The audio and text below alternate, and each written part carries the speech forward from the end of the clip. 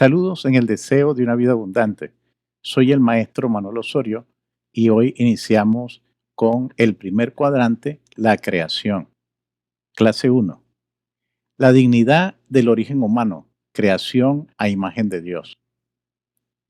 Objetivo, presentar el fundamento bíblico y teológico de la creación del ser humano como imagen de Dios, subrayando su dignidad, singularidad y llamado relacional.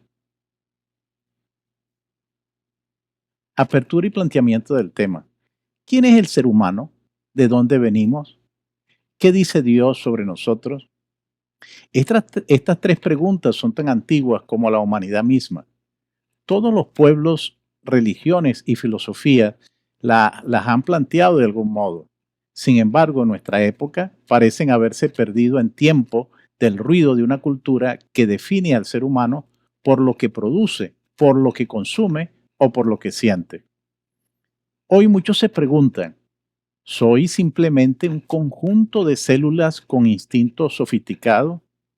¿Tengo algún propósito más allá de mis deseos o mi utilidad social? ¿Qué sentido tiene mi existencia? Cuenta un escritor que durante una visita a un campo de refugiados preguntó a un joven si creía en Dios. Ella, con una mezcla de desesperanza y dignidad, respondió, no lo sé, pero si Dios me creó, entonces aún tengo valor. Esta respuesta encierra una verdad profunda. La identidad y dignidad del ser humano no depende de las circunstancias ni de sus logros, sino de su origen y su vínculo con el Creador. Como pastores, educadores o creyentes comprometidos, no podemos eludir estas preguntas. La antropología bíblica es la forma en que Dios mismo responde a ellas y lo hace desde su palabra, no desde nuestras suposiciones. La antropología cristiana parte de la revelación, no de especulaciones humanas. La antropología teológica no es una construcción filosófica, ni una teoría psicológica más. Parte de la revelación de Dios en las Escrituras. Es Dios mismo quien nos dice quiénes somos, para qué fuimos creados y cuál es nuestro destino. Tenemos una verdad revelada que nos dice algo sobre el hombre. Se le ha dado al hombre para que conozca quién es y qué debe hacer. Imagina a un padre que ha diseñado un instrumento musical complejo y hermoso. Nadie puede comprender cómo funciona sin las instrucciones del creador. Así también nadie puede comprender plenamente al ser humano sin acudir a la palabra de su creador. Cuando dejamos de escuchar a Dios, no dejamos de hacer antropología, simplemente terminamos reemplazando la verdad revelada por ideologías, modas o reduccionismo. El misterio del hombre solo se esclarece en el misterio del Verbo encarnado. El texto clave del Concilio Vaticano II nos ofrece una clave interpretativa. No podemos entender plenamente al ser humano sin mirar a Jesucristo. Él es nuestro Adán. En Él se revela no solo quién es Dios, sino también quién es el hombre. Cristo, el nuevo Adán, manifiesta plenamente al propio hombre y le descubre la sublimidad de su vocación. La imagen del ser humano está como empañada, distorsionada por el pecado, pero en Cristo vemos la imagen restaurada, perfecta comunión con el Padre, obediencia libre, amor sacrificial, vida plena. Él es nuestro modelo, nuestro ejemplo, nuestro destino. Por eso, toda antropología cristiana es cristocéntrica. No es simplemente saber qué es el hombre, sino saber quién es el hombre en Cristo. El propósito de esta clase es redescubrir el fundamento teológico de la dignidad humana. Nuestra cultura habla mucho de dignidad humana, pero ha vaciado ese concepto de su verdadero contenido. Sin un fundamento teológico, la dignidad se vuelve una palabra más, sometida a intereses, modas o ideologías. Hoy se define la dignidad de manera selectiva. Unos la aplican al aborto, otros al suicidio asistido. Pero si la dignidad depende de mi funcionalidad o mi autonomía, entonces ya no es incondicional. La antropología bíblica nos recuerda que la dignidad humana no se gana ni se pierde, se posee por el solo hecho de haber sido creados a la imagen de Dios. Este redescubrimiento es urgente para la ética, la pastoral, la educación y la misión.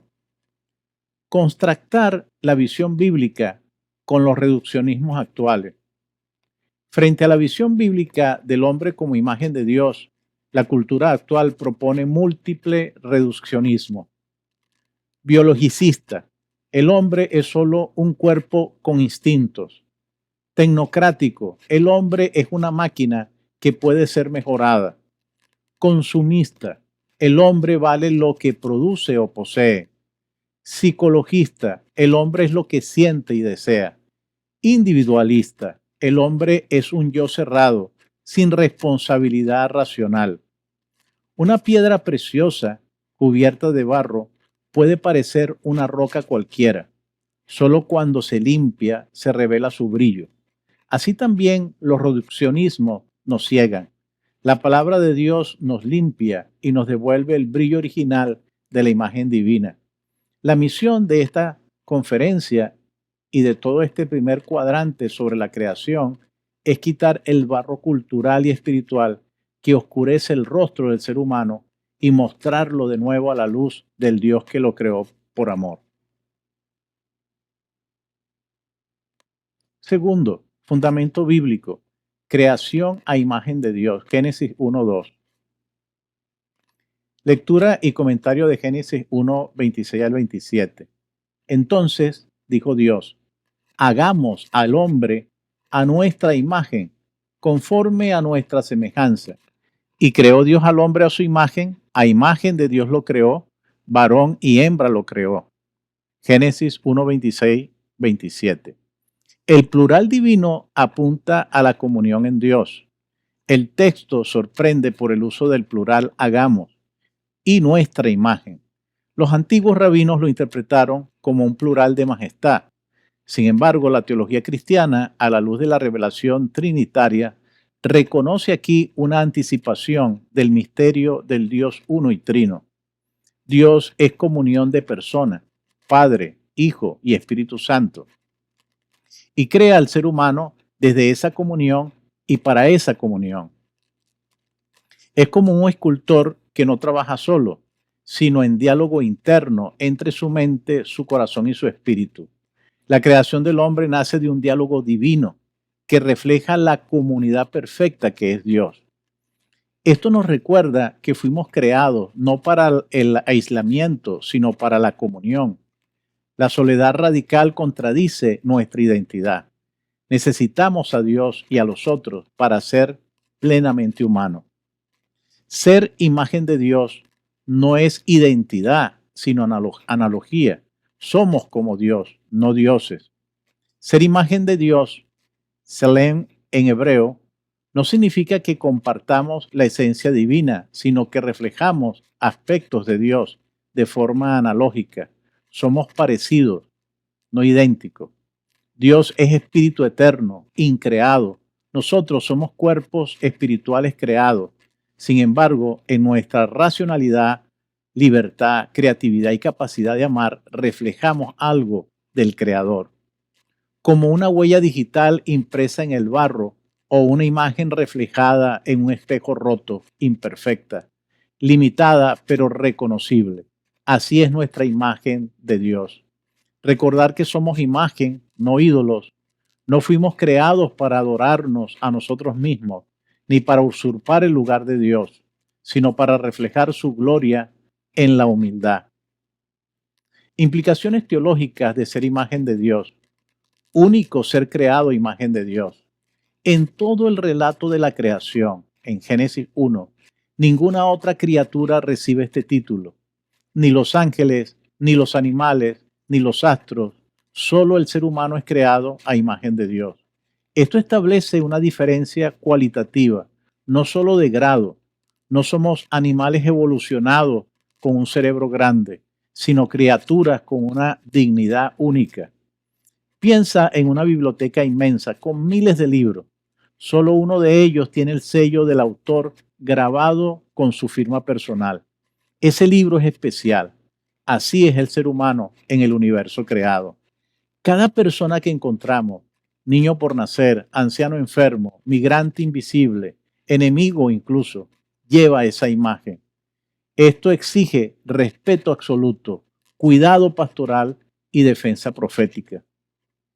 Capacidad de relación, razón, libertad, moralidad y trascendencia. La teología clásica identifica estas capacidades como expresiones de la Imago Dei. Relación con Dios, con otros y con la creación. Razón, inteligencia que busca la verdad. Libertad, posibilidad de elegir el bien. Moralidad, conciencia de lo justo e injusto. Trascendencia, apertura a lo eterno, al sentido, a Dios. Solo el hombre es capaz de conocerse, de darse libremente, de buscar a su Creador. La imagen de una brújula. El ser humano tiene un norte interior, una orientación natural hacia Dios.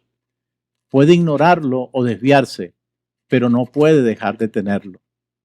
Pastoralmente, esto significa que toda persona tiene capacidad, aunque herida por el pecado, de responder a Dios, buscar el bien y crecer en virtud. El Evangelio no cae nunca en terreno estéril. Génesis 2:7. El hombre como unidad de tierra y aliento. Formó pues el Señor Dios al hombre del polvo de la tierra y sopló en su nariz aliento de vida, y fue el hombre un ser viviente. Génesis 2:7. El ser humano es corporal y espiritual, finito y abierto a lo infinito. Este versículo completa el capítulo 1, no solo como imagen de Dios, también somos barro animado. Adán significa terrenal.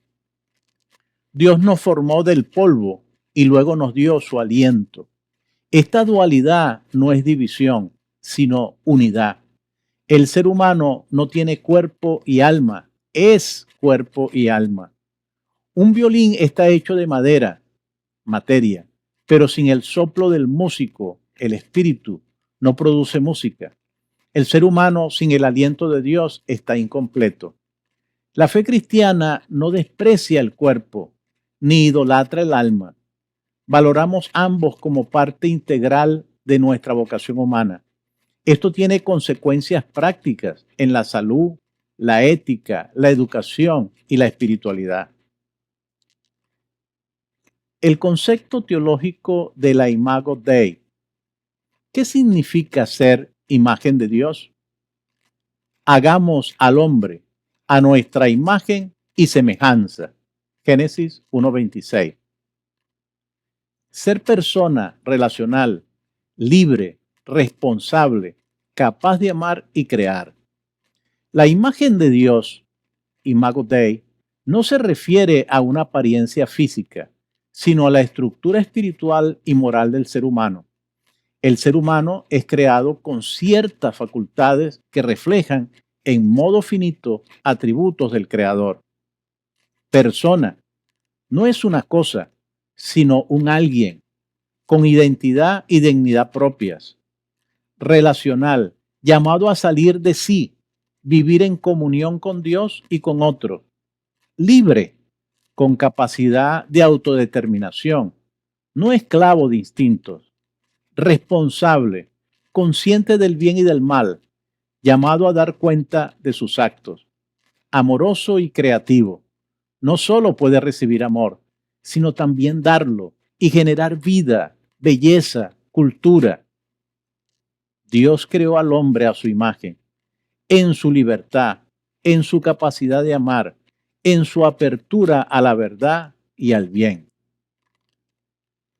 Como una estatua esculpida para reflejar a un rey, aunque no es el rey, lleva algo de su grandeza. El ser humano refleja la gloria de Dios a través de sus actos humanos: amar, razonar, cuidar, servir, crear. Cada vez que actuamos con amor verdadero, ejercemos justicia, respetamos la vida o defendemos la verdad. Estamos expresando nuestra condición de imagen divina. Esta es la base de una ética cristiana integral. Destinado a la comunión con Dios y con los demás. El hombre no es una criatura cerrada en sí misma. Está hecho para vivir en relación. Su naturaleza es relacional porque su modelo, Dios mismo, es comunión trinitaria. La Imago Dei incluye una orientación natural a la trascendencia. Fuimos creados para vivir en comunión con Dios. Salmo 8, Salmo 139. Y también para vivir en fraternidad con los demás. Génesis 2:18, Marcos 12:31. Un espejo solo cumple su función cuando está orientado hacia la luz. El ser humano solo encuentra su plenitud cuando se orienta hacia Dios y hacia otro. Vivir centrado en uno mismo distorsiona la imagen. El individualismo moderno niega esta verdad, pero como iglesia estamos llamados a restaurar esa comunión en nuestras familias, comunidades y misión pastoral. Aportes patrísticos y contemporáneos. San Ireneo de Lyon, el hombre viviente es la gloria de Dios. Para Ireneo, en el siglo II, la vida del hombre en plenitud, unida a Dios, glorifica al Creador. La imagen no es algo estático, sino que se perfecciona en la comunión con Dios y en la maduración espiritual. El hombre viviente es la gloria de Dios y la vida del hombre es la visión de Dios. Una vela encendida manifiesta su belleza al arder. Así también el hombre revela la gloria de Dios cuando está vivo en él. Una pastoral que no busca solo información, sino transformación, guiada por la vida espiritual, ayuda al hombre a vivir como imagen viva de Dios.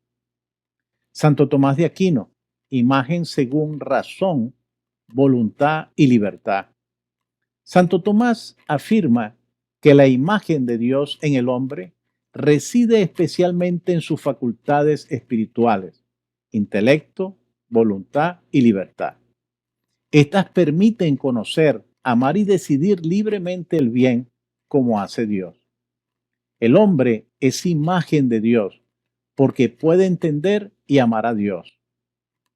La mente humana, capaz de descubrir las leyes del universo y reflexionar sobre sí misma, es una chispa de la inteligencia divina.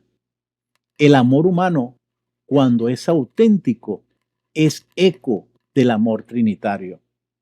Esto reafirma la importancia de la educación integral, cultivar la razón, la ética y la espiritualidad. No solo transmitir información o habilidades técnicas, sino transformar. Juan Pablo II, el ser humano es irreductible a lo biológico o material. En su teología del cuerpo y sus encíclicas, Juan Pablo II subraya que el ser humano no puede reducirse a sus componentes biológicos, psicológicos o sociales. Es persona, un ser espiritual y corporal, abierto a Dios. El hombre no puede ser comprendido cabalmente sin Cristo, pero tampoco puede el hombre sin Cristo entenderse a sí mismo. Es un ser irreductible. Una flor no es solo la suma de sus pétalos y pigmentos, tiene fragancia, tiene vida. Así también el ser humano no puede entenderse sin su alma, su vocación espiritual, su anhelo de infinito. Esta visión nos da claves para enfrentar los reduccionismos actuales, biologicismo, psicologismo, ideología. El ser humano vale por lo que es, no por lo que produce, por lo que consume o por lo que siente. La imagen restaurada en Cristo Él es la imagen del Dios invisible, Colosenses 1:15. Renovados conforme a la imagen del que lo creó, Colosenses 3:10. Cristo, imagen perfecta del Padre.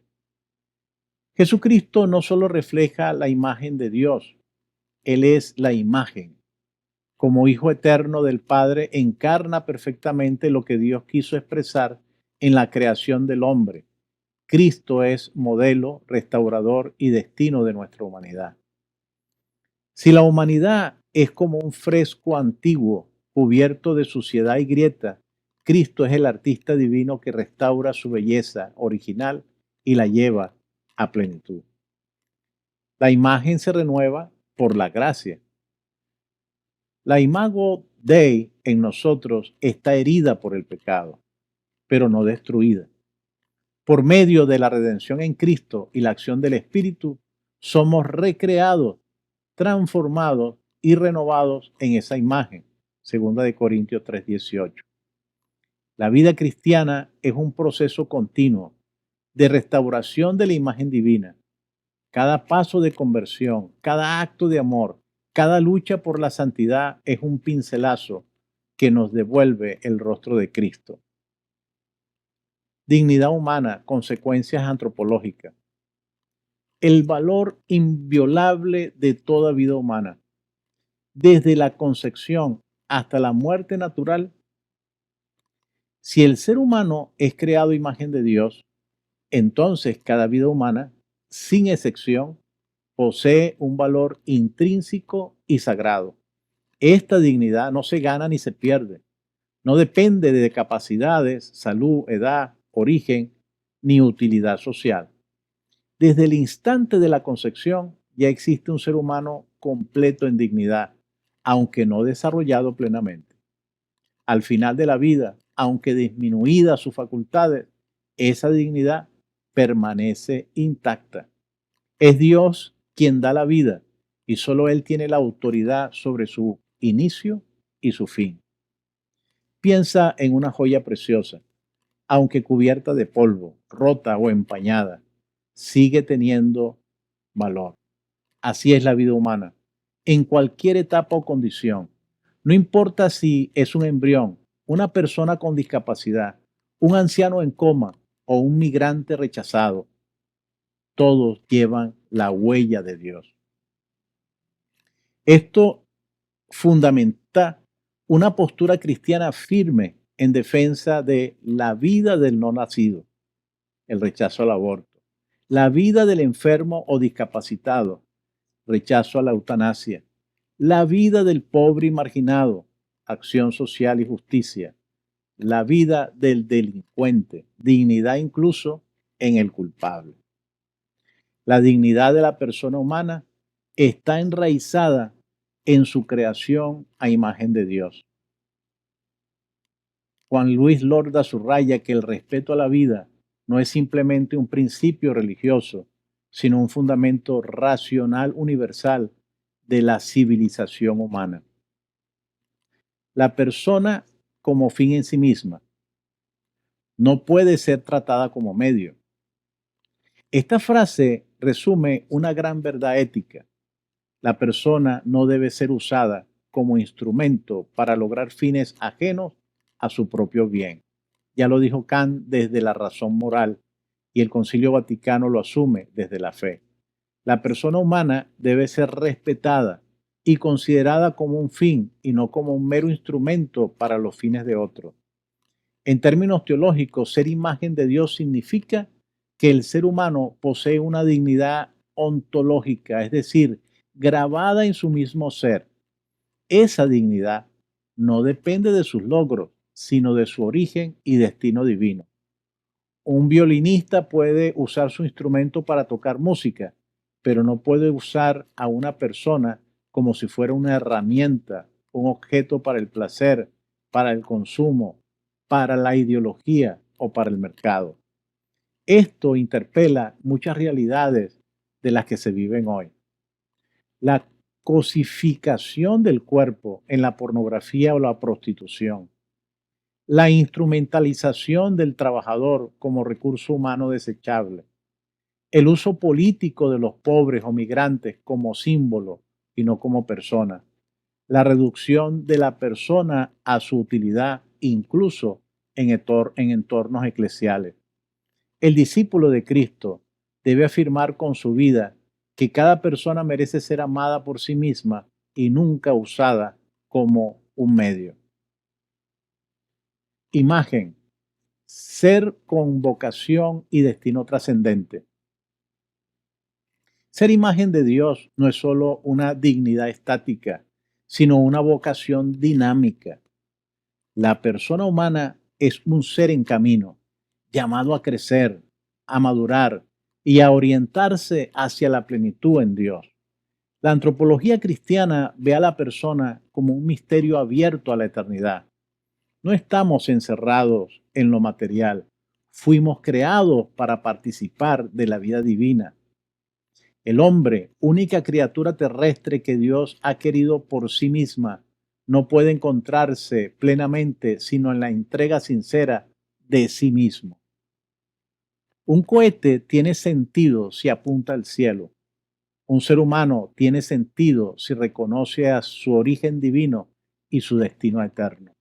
Reducir al hombre a sus pasiones o a su historia es como usar un telescopio para clavar clavos. Esta verdad da esperanza al abatido, al enfermo, al pecador. Tu historia no termina aquí, ni se reduce a tus errores. Fuiste creado para la gloria eterna. El hombre y la mujer iguales en dignidad. Varón y hembra los creó Dios. Génesis 1:27. Complementariedad, reciprocidad, comunión. El texto bíblico afirma que tanto el varón como la mujer comparten igualmente la imagen de Dios. No hay jerarquía ontológica entre ellos. Su diferencia sexual no implica desigualdad, sino complementariedad fecunda. La creación del varón y la mujer revela la vocación del ser humano a la comunión. El otro no es una amenaza, sino un don para mi plenitud. En el diseño de Dios, la diferencia no es división, sino diálogo. Dos notas distintas pueden formar una armonía hermosa. Así también la masculinidad y la feminidad no se anulan, sino que se enriquecen mutuamente cuando se viven como dones. En tiempos de tensiones de género y confusión antropológica, la Iglesia está llamada a afirmar la igualdad en dignidad y al mismo tiempo celebrar la diferencia como riqueza y no como amenaza. Esto implica respetar y valorar el genio femenino y la vocación masculina sin estereotipos, promover reciprocidad sana en la familia, la iglesia y la sociedad, afirmar la belleza del amor conyugal fiel y fecundo, imagen de la comunión trina. Discusión para la reflexión. Fomentar la participación reflexiva y el discernimiento pastoral en los oyentes. Las preguntas están diseñadas para facilitar la apropiación personal y comunitaria de los contenidos tratados, estimular el diálogo y favorecer una aplicación concreta en la vida cotidiana, el ministerio y la cultura. Primera pregunta. ¿Cómo influye en tu vida diaria el hecho de saber que fuiste creado a imagen de Dios? Posibles líneas de reflexión. ¿Cambiaría la forma en que me trato a mí mismo? ¿Cómo afecta esto mi autoestima, mi cuerpo y mis decisiones? ¿De qué forma me ayuda a resistir las voces que me desvalorizan? Cuando una persona redescubre que su valor viene de Dios, no de sus logros, sufre menos por la comparación, la presión social o el fracaso. Vive con libertad y gratitud delante de Dios. Pregunta 2. ¿Qué consecuencias prácticas tiene esta verdad para cómo tratamos a los demás? Posibles líneas de reflexión. ¿Miro al otro como portador de la imagen divina? aunque piense distinto, viva distinto o me cueste amarlo? ¿Cómo afecta esto mi trato hacia los pobres, hacia los ancianos, hacia los presos, hacia el migrante, hacia los niños que están por nacer? La visión bíblica nos convierte en custodios de la dignidad del prójimo. La caridad cristiana brota de una antropología teológica profunda.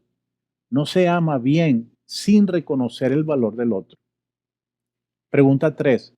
¿Qué elementos de la cultura contemporánea niegan o distorsionan la imago Dei? Posibles líneas de reflexión. Cultura del descarte. ¿Quién queda afuera del reconocimiento como persona? Reducción del ser humano a lo útil, placentero, productivo. Confusión de la identidad humana con construcciones subjetivas o ideológicas. Como creyentes y líderes, estamos llamados a discernir los espíritus de la época, primera de Juan 4:1, y ofrecer con amor una visión alternativa del ser humano basada en la verdad revelada y en el amor redentor de Cristo. Pregunta 4. ¿Cómo podemos presentar hoy esta visión bíblica a personas que tienen una antropología puramente naturalista? Posibles líneas de reflexión. ¿Qué argumentos pueden tender puentes, belleza, dignidad, libertad o esperanza? ¿Cómo mostrar que esta visión no oprime, sino libera y ennoblece? Estoy dispuesto a ser testigo, no solo predicador, de esta visión del hombre como imagen de Dios. Más que discursos apologéticos, la gente busca rostros y testimonios que encarnen la verdad. Si vivimos como personas que reflejan la imagen de Dios, seremos cartas abiertas para una humanidad que ha olvidado su origen.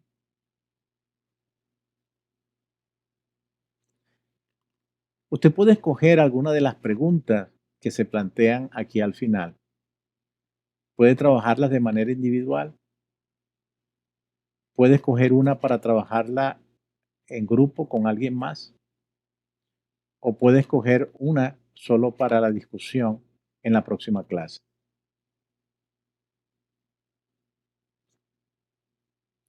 Conclusión y aplicación pastoral. Recapitulando la verdad central, el hombre viviente es la gloria de Dios.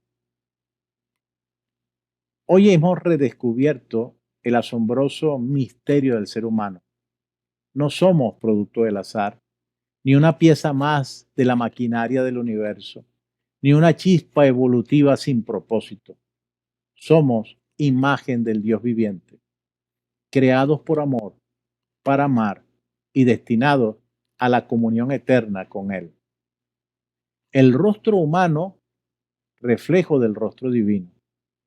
Cada vez que ves a una persona, cualquier persona, el niño en el vientre, el mendigo en la calle, el anciano que olvidamos, el extranjero, el enfermo o incluso tu enemigo, estás viendo a alguien que lleva impresa la imagen del Creador. Esto no es poesía, es la raíz de toda ética, de todo derecho, de toda espiritualidad cristiana auténtica. Jesús, plenitud de la imagen. Él es la imagen del Dios invisible. Colosenses 1:15.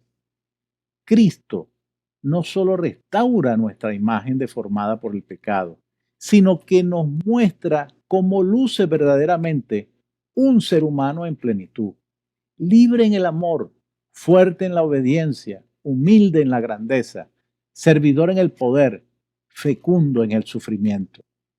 En Cristo descubrimos no solo quién es Dios, sino quiénes estamos llamados a ser nosotros. Desafío para la vida. ¿Vives como imagen de Dios? Hoy es el tiempo de renovar tu identidad y recordar que tu vida vale porque proviene de Dios y se dirige hacia Él. Invita a los participantes a hacer silencio por unos segundos y que escuchen en lo profundo esta verdad. Tú eres mi imagen. Te he hecho con amor eterno. No estás aquí por accidente. En ti he puesto mi espíritu. Te he hecho para la comunión. Vive como imagen mía. Oración final.